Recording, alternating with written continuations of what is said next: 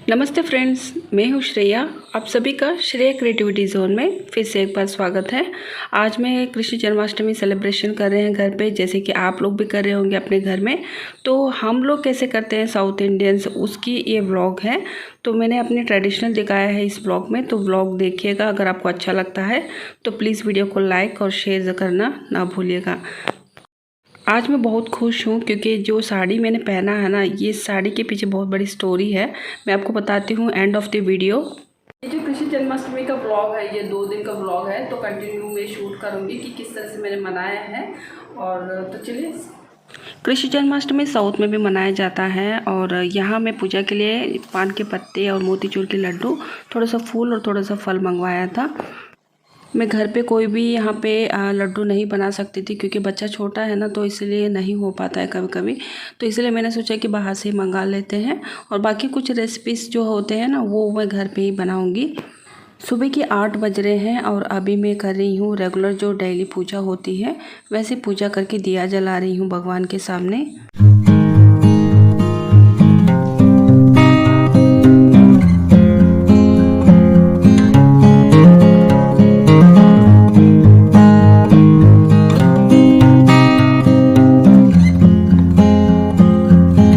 अभी मेरी पूजा हो चुकी है और जो कुमकुम होता है उसे हम अपने मंगलसूत्र के ऊपर लगा लेते हैं और थोड़ा सा मांग में और थोड़ा सा इस तरह से बिंदी के नीचे लगा के, और हमारा पूजा यहाँ पे कंप्लीट होता है। और इसके बाद में मैं कर रही हूँ अभी दहलीज की पूजा की तैयारी, और इसीलिए आम का पत्ता मैंने मंगाया था। जब भी हमारी फेस्टिवल्स होते हैं, बड़े बड़े फेस्टिवल्स होते हैं, उसमें आम के पत्ता बहुत ही मायने रखता है और केले के पत्ते भी बहुत मायने रखते हैं। अब मेरा दहलीज का पूजा हो चुका है। आम के पत्तों से मैंने अपनी दहलीज को सजा के थोड़ा सा गेंदा का फूल यूज़ किया है आर्टिफिशियल। उसके बाद में थोड़ा सा मैंने रंगोली भी यहाँ पे लगा दिया है, देखिए इस तरह से।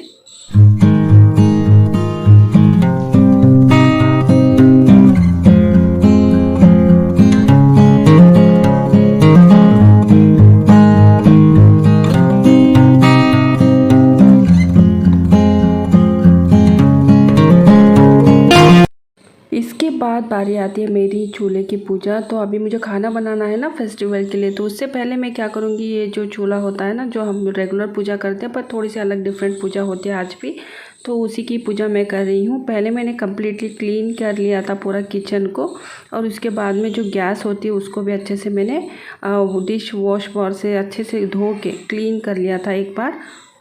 मेरी दादी हमेशा कहा करती थी कि आप कितना भी मॉडर्न लाइफ आप जी रहे हो, पर आपके घर में जो भी चूल्हा हो, जैसे कि आपके पास मॉड्यूलर किचन हो, नॉर्मल किचन हो, या मिट्टी का भी आपके पास चूल्हा हो, उसमें आपको खाना बनाने से पहले सुबह उठते ही पहले उसकी आदर करना चाहिए, पूजा करना चाहिए। क्योंकि वहाँ पे ना, उस जगह पे आपका घर का पूरा परिवार का खाना बनता है, तो वहाँ पे साक्षात अन्नपूर्णेश्वरी का ही वास होता है। तो इसलिए कहा जाता है कि अगर आपके घर की बरकत मतलब अच्छे से हो, तो आपको घर में इस तरह की पूजा पहले कर लेनी चाहिए, ऐसा कहा करती थी। उनकी बातों में भी काफ़ी सच्चाई भी है। और इसके साथ ना, साउथ में जहाँ पे भी किसी भी घर भी आप जाओगे, तो लड़कियों को सबसे पहले यही काम सिखाया जाता है जब वो मतलब थोड़ी सी बड़ी हो जाती हैं, ताकि उनको आगे जाके अपने हस्बैंड के घर में ये सब फॉलो करना पड़ता है। तो वही वाले सारे चीज़ें मैंने यहाँ पे की हैं। अभी देखिए मैं दलिया बना रही हूँ क्योंकि मेरा बेटा अभी उठ गया है। तो पहले पूजा तो हो ही रही है, पर क्या है ना कि बच्चे छोटे होते हैं तो वो भूख बर्दाश्त नहीं कर सकते, तो पहले मैंने उसके लिए बना दिया दलिया। और उसके बाद में मेरे हस्बैंड आ गए हैं किचन में, तो ये मेरी मदद करवा रहे हैं। तो ये बना रहे हैं अभी कृष्णा जी के लिए प्रसाद। लव मैरिज करने का ये भी एक फ़ायदा है कि भाई हस्बैंड भी मदद कर देते हैं, अरेंज में भी कर देते हैं, पर ज़्यादातर लव मैरिज में यही होता है कि अंडरस्टैंडिंग ज़्यादा हो जाती है, क्योंकि पहले से हम लोग एक दूसरे को जानते हैं। और फिलहाल हम लोग के बारे में अगर बताया जाए तो हम लोग हस्बैंड वाइफ कम, दोस्त ज़्यादा माना जाता है। मतलब क्योंकि हम लोग हस्बैंड वाइफ एक दूसरे को नहीं मानते हैं, हम दोनों अपने एक दूसरे को फ्रेंड ही मानते हैं आज भी। क्योंकि सबसे पहले जब हम मिले थे तो दोस्ती थे, तो आज भी हम अच्छे फ्रेंड्स हैं पहले, उसके बाद में हस्बैंड वाइफ हैं। और मेरे हस्बैंड भी ना खाना बहुत ही अच्छा बना लेते हैं, मुझसे ज़्यादा बना लेते हैं, क्योंकि नॉर्थ इंडियन जो खाना होता है वो कम्प्लीटली मुझे नहीं आता है। जितना भी मैंने सीखा है ना, तो इन्हीं से ही सीखा है। और जो हिंदी भी बात करती हूँ ना, तो वो भी इन्होंने ही मुझे सिखाया था। कुछ खास नहीं आता था मुझे जब मैं इनसे मिली थी, और धीरे धीरे थोड़ा सा इम्प्रूव कर लिया मैंने। अभी बन गया है कृष्णा जी का प्रसाद, ये देखिए इन्होंने तैयार किया है। तो चलिए अब करते हैं पूजा। कृष्ण जन्माष्टमी से पहले ही मैंने कुछ शॉपिंग किया था कृष्णा जी की पूजा के लिए, कुछ वस्त्र लिए थे। तो उसी में से ही ये वाला मुझे बहुत पसंद आया था और ये वाला जो पेटा था ये इसको भी मैं लेकर आई थी। तो चलिए अभी तैयारी करते हैं पूजा की।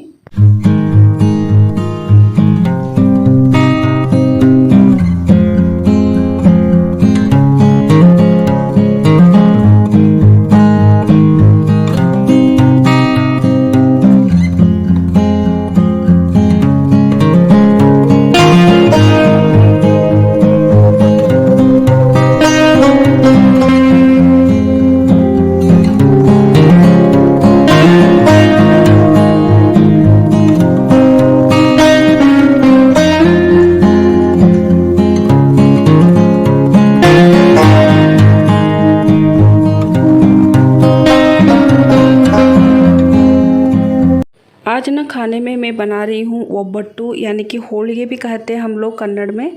तो ये ना बहुत ही स्पेशल है और बहुत ही आसान भी है रेसिपी, आप लोग भी बनाइएगा। इसलिए मैंने ये वाला रेसिपी भी आप लोगों के साथ शेयर किया है। इसको बनाने के लिए आपको 1 कप यहाँ पे चने की दाल लेना होगा और उसको 4-5 घंटे अच्छे से भिगा के रखना होगा। जब अच्छे से मतलब 4-5 घंटा हो चुका है, अच्छे से ये भीग चुका है, उसके बाद में कुकर में 2 गिलास पानी और उसके साथ आधा चम्मच यहाँ पे नमक, इसको मिला के आपको 2 सीटी लगा देनी है। 2 सीटी जैसे ही आ जाता है उसके बाद में इसे थोड़ा ठंडा होने रखेंगे। और साइड में हम क्या करेंगे, यहाँ पे 2 कटोरा मैंने मैदा लिया है, आधा चम्मच यहाँ पे नमक, आधा चम्मच हल्दी। तो इन तीनों को मिला के एक आटे की जो लोई हम बनाते हैं ना, तो वैसे ही आपको बना देना है। आप घर में इसको बना के देंगे ना तो काफ़ी लोगों को पसंद आएगा, ऐसा नहीं है कि किसी को पसंद ही नहीं आएगा। ये बहुत लोग पसंद करते हैं और एक बार आप बना के ज़रूर देखिएगा जैसे मैं बता रही हूँ। और उसके बाद में आटे को अच्छे से इस तरह से स्मूथ कर लेना है और थोड़ा सा आपको जो तेल होता है ना, थोड़ा सा रिफाइंड तेल होता है, उसको थोड़ा थोड़ा सा लगा के इस तरह से स्मूथ कर लेना है। और उसके बाद में इसको 2 घंटे तक ऐसे ही रख देना है ताकि अच्छा से आटा जो है ना वो सेट हो जाए। और उसके बाद में हम इसको यूज़ करेंगे। 2 घंटे हो चुके हैं, आटा अच्छे से सेट हो चुका है, अब हम इसको इस्तेमाल कर सकते हैं। ये देखिए काफ़ी स्मूथ हो चुका है। इसके बाद में हमें क्या करना है, कुकर में जो दाल था वो ठंडा हो चुका है। हम क्या करेंगे, इस तरह के आटा की जो छन्ना होता है ना, जो मतलब हम लोग आटा सानते हैं, तो उसमें मैं इस तरह से दाल को अलग कर रही हूँ, पानी को अलग कर रही हूँ। और जो पानी है ना उसी से ही सांभर बनाएंगे आज, बहुत ही ज़बरदस्त सांभर। पर इसका रेसिपी मैं आपको अगले ब्लॉग में दिखाऊंगी, क्योंकि ना क्या है ना कि अभी ज़्यादा लंबी हो जाएगी वीडियो, इसीलिए अभी ये रेसिपी आप देख लीजिएगा और इसे ट्राई करके मुझे बताइएगा। इसके बाद क्या करेंगे, यहाँ पे एक कढ़ाई लेंगे, कोई भी कढ़ाई कोई भी बर्तन हो वो ले लीजिएगा। उसके बाद में दाल को उसमें लगा देना है और उसके बाद में थोड़ा सा भून देना है। इसमें थोड़ी सी पानी की कंटेंट होगी ना, तो इसीलिए। और उसके बाद में गुड़, जो गुड़ होता है ना, तो गुड़ आधा आप कप ले लीजिएगा। हमने 1 कप यहाँ पे जो दाल भिगा के रखा था, तो उसके हिसाब से आपको आधा कप जो होता है उससे गुड़ लेना है। तो उसको इसमें इस तरह से मिला देना है। ये तब तक हमें चलाना है जब तक ये अच्छे से गुड़ दाल में मिल न जाए। और यहाँ पे इस बात का ध्यान रखें कि गैस का जो फ्लेम है ना वो कम ही रखना है आपको, और धीमी धीमी से इसको पकने दीजिएगा। और जैसे जैसे ये पकेगा ना तो ये गाढ़ा होता जाएगा और उसके बाद में ये परफेक्ट बन के तैयार हो जाएगा। जैसे मैं अभी बता रही हूँ, इसमें जो पानी का कंटेंट है ना वो सब सूख जाएगा थोड़ी देर में। ये देखिए इस तरह से ये बन के तैयार हो जाएगा। उसके बाद में आप चाहो तो मिक्सी जार में से एक बार घुमा सकते हैं, या फिर आप ना इस तरह से भी बना सकते हो जैसे मैं दिखा रही हूँ ना। देखिए इस तरह से आपको क्या करना है कि एक जो हम लोग पाव भाजी बनाने के लिए जो यूज़ करते हैं ना, घर पे हर घर में होता ही है, तो उससे आप इस तरह से भी करोगे ना तो भी ये स्मूथ हो जाता है। क्योंकि हमें इससे बनानी है पराठे, तो इसीलिए ना इसमें जो दाल होता है तो उसको हमें स्मूथ करना है। तो ये भी एक अलग प्रोसेस है, आप ऐसे भी कर सकते हो, या फिर एक बार मिक्सी जार में आप लगा के आप एक बार इसे स्मूथ पेस्ट भी कर सकते हो। अब ये तैयार हो चुका है और ये जो पानी है ना इससे हम सांभर बनाएंगे। 2-3 घंटा हो चुका है, जो हमने ऑलरेडी जो मैदा का जो आटा भून के रखा था ना, तो वो 2-3 घंटे के बाद बड़े काफ़ी स्मूथ हो चुका है। ये देखिए इस तरह से हो चुका है। तो अब हम क्या करेंगे, छोटी छोटी एक लोई बनाएंगे और उसको लेंगे, और जैसे आप लोग पराठे बनाते हो ना, आलू का पराठे बनाते हो यहाँ पे, तो वैसे ही आपको थोड़ा सा लेना है, ज़्यादा नहीं लेना है क्योंकि ये मैदा है, तो थोड़ा हल्का सा आपको लेना है। और उसके बाद में आप इस तरह से जो केले के पत्ते होते हैं उसे यूज़ करो, या फिर आपके पास प्लास्टिक हो, आटे की थैली की जो प्लास्टिक होती है वो भी काफ़ी अच्छा काम करता है, तो उसको भी आप यूज़ कर सकते हो। तो वैसे आपको लेना है और उसके बाद में इसको क्या करना है, जो लोई है थोड़ा सा इस तरह से आपको मतलब राउंड शेप में करके, उसके बाद में बीचों बीच आप जो दाल की जो रेसिपी हमने बना के रखा था ना, तो उसको लेना है, ज़्यादा से ज़्यादा लेना है आपको, ऐसा नहीं कि बहुत ही कम भरना है। आपको अपनी क्वांटिटी अपने हिसाब से देख के थोड़ा सा ज़्यादा ही भरिएगा। ये देखिए इस तरह से आपको लेना है और इसके बाद में एक पतली सी एक लेयर आपको बस मैदा का जो आटा था उसको बस आपको लगा देना है। इस तरह से हो करने से बहुत ही अच्छे से ये फिनिश हो जाता है। देखिए इस तरह से राउंड शेप में इसे बस बंद कर देना है। देखिए इस तरह से बस आपको क्या करना है, सिंपली से आपको बेलन होता है ना, बेलन से भी आप कर सकते हो या फिर हाथ से भी आप इसे मतलब राउंड शेप में थोड़ा सा कर सकते हो। बस ये है कि आपको जिस तरह से आप पराठे वगैरह बेलते हैं ना, तो वैसे ही आपको बस बेल देना है। बहुत ही पतली पतली बनानी है, ऐसा नहीं कि मोटे बना देना है, बहुत ही पतले पतले बनाएंगे। ये देखिए हाथ से ही मैं बना रही हूँ तो कितने अच्छे से ये सेट हो रहा है। उसके बाद मैं लोहे की कढ़ाई इस्तेमाल करती हूँ घर पे, क्योंकि इसमें जो खाना बनती है ना तो उसका स्वाद ही अलग होता है। तो इसलिए मैंने कोई नॉनस्टिक तवा कभी भी यूज़ नहीं करती हूँ, लोहे का ही तवा यूज़ करती हूँ। तो मैं उसी में ही बना रही हूँ। ये वब्बट्टू यानी कि होलिगे बोलते हैं हम लोग, फिर से मैं बता रही हूँ। ये देखिए जब तक एक तरफ पकता नहीं ना तब तक आपको वेट करना है। जब अच्छे से एक तरफ पक गया है उसके बाद में आपको पलटना है। यहाँ पे आप रिफाइंड ऑयल भी यूज़ कर सकते हो इसको पकाने के लिए, या फिर आप घी होगा तो घी भी इस्तेमाल कर सकते हो। मैंने यहाँ पे घी का इस्तेमाल किया है। मेरे हस्बैंड को ज़्यादातर साउथ इंडियन की कुछ रेसिपी जो मैं बनाती हूँ वो पसंद नहीं आती, पर ये वाला जो रेसिपी है ना ये काफ़ी पसंद है उनको। तो ये जब भी बनती है ना तो कुछ और खाते नहीं है, बस यही पराठों को ज़्यादा खाते हैं। वो इसका नाम बताते हैं कि पराठे, जो मतलब दाल के पराठे कहते हैं, पर हमारे यहाँ पे तो दाल के पराठा नहीं, इसको होड़के कहते हैं। तो बस जैसे भी हो, बस रेसिपी को आपको ट्राई करना होता है, बस एंजॉय करना है। फेस्टिवल का यही तो मतलब होता है कि फेस्टिवल में ही हम लोग नए नए जो रेसिपी होता है उसे बनाते हैं। और ये देखिए अभी हमारा ये जो होलिगे रेडी हो चुका है। अभी इसी तरह से मैं सारे जितने भी होलिगे बनानी है वो उसे बना लूँगी। अब इसको सर्व कैसे करना है, सर्व आपको इसको ना सिंपल सा आपको घी लेना है और घी के साथ ही इसे सर्व करना है। और घी के साथ ही ये बड़े मज़ेदार लगता है ये खाने में, आप ज़रूर इसे ट्राई कीजिएगा। बाकी के जितने भी वब्बट्टू मुझे बनाना था ना तो वो सब मैंने बना के अब रख लिया है। अभी मैं बना रही हूँ सांभर। तो सांभर तो जब मैं बना रही थी ना तो पूरा घर महक रहा था। तो इसका रेसिपी मैं अगले व्लॉग में आप लोगों के साथ ज़रूर शेयर करूँगी। और एक मतलब हाल ही में मैंने एक शैम्पू बनाया था जो हेयर फॉल के लिए था ना, तो उसका भी मैं अगले व्लॉग में ज़रूर शेयर करूँगी। मुझे याद है, बस ये है कि थोड़ा सा टाइम नहीं मिल रहा था तो इसलिए मैंने उसे शेयर नहीं किया है। आप लोग ना मेरी डेली व्लॉग्स जो आते हैं ना तो उसको आप ज़रूर देखिएगा। अगर मैं कोई बात आपके साथ शेयर नहीं कर पा रही हूँ तो ज़रूर मैं अगले व्लॉग में उसे शेयर करूँगी। अगर आपको भी कुछ पूछना है तो डेफ़िनेटली आप मुझे पूछ सकते हो और मैं सबको रिप्लाई करती रहती हूँ वहाँ पे।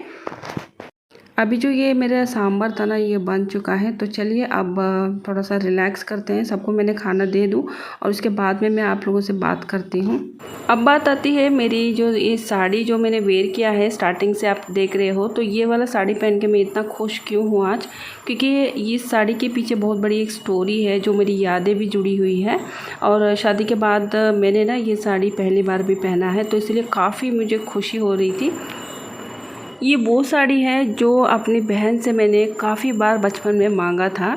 और ये वो साड़ी है जब मैं 6th पास होकर 7th में जस्ट मैं गई थी स्कूल में, और उस टाइम में मेरी बड़ी बहन की शादी करा दिया गया था। सिर्फ 17 साल की थी मेरी बड़ी बहन और उसकी शादी करा दी गई थी। और शादी के बाद वो इस तरह की एक साड़ी पहन के हमारे घर आई थी मायके, तब का ये साड़ी था।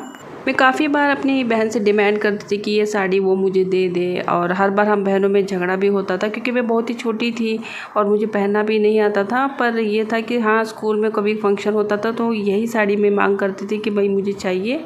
और फाइनली क्या हुआ ना कि ऐसा एक दिन आ गया कि मेरी शादी का दिन था। और हमारे यहाँ पे क्या होता है कि जीजा जी की तरफ से एक साड़ी आती है गठबंधन के लिए, और उस वक्त मेरी बहन ने यही साड़ी मुझे प्रेजेंट किया था, वो भी न्यू साड़ी सेम कलर की। वो भी मेरी शादी के मंडप में मेरी बहन ने मेरे हाथ में से रखा था। तो काफ़ी खुश हो गई थी मैं कि वही साड़ी सेम कलर इतने सालों के बाद कहाँ से ढूंढा उसने, मुझे नहीं पता। पर हाँ, उसने ये सोचा कि ये मेरी बहन के लिए पसंद है, उसको याद था। और ये बात मुझे काफ़ी खुशी दी और थोड़ा सा मैं रोई भी थी। ये साड़ी सिर्फ साड़ी नहीं है, मेरे लिए काफ़ी यादें जुड़ी हुई है। और ये पता चलता है कि बहन कितनी याद रखी थी उस बात को। और मैं भूल गई थी क्योंकि मैं बड़ी हो गई थी और काफ़ी साल भी हो चुके थे। पर जब उसने फिर से ये सब चीज़ें एक ही मिनट में मुझे शादी के मंडप में सब कुछ याद दिला दिया, और उस खुशी का तो कोई ठिकाना नहीं रहा था। तो ये था आज का ब्लॉग। और आज का ब्लॉग आप लोगों को कैसा लगा मुझे ज़रूर कमेंट करके बताइएगा। कृष्ण जन्माष्टमी का आप सभी को शुभकामनाएं। और आप लोगों ने कैसे मनाया मुझे ज़रूर बताइएगा।